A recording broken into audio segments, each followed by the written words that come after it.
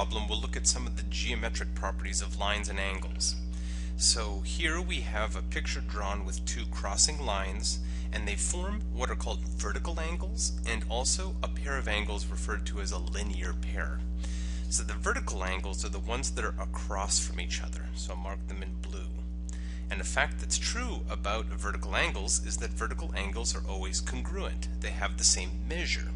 Therefore, we can see here that y must be equal to 103.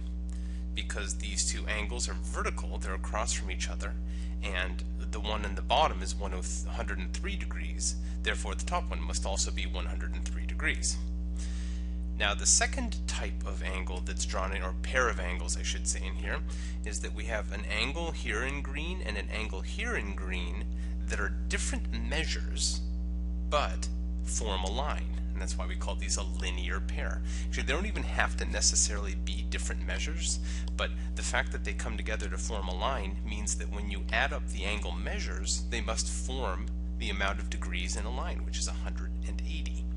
So therefore, we can say that 9x minus 4, the first one, added to 103 must be equal to 180 because they form a line.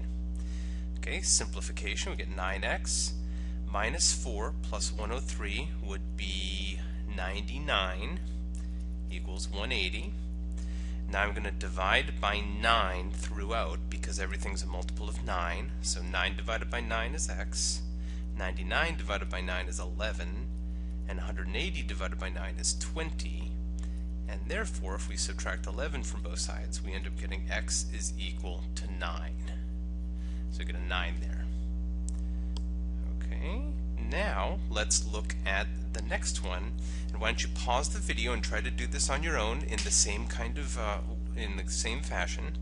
And assuming that you've taken a moment out here and tried it on your own, look at these two angles. They're vertical, they're across from each other. Therefore, y is certainly equal to 109. And the angle here and the angle here form a linear pair. Therefore, 10x minus 19 plus 109 must be equal to 180.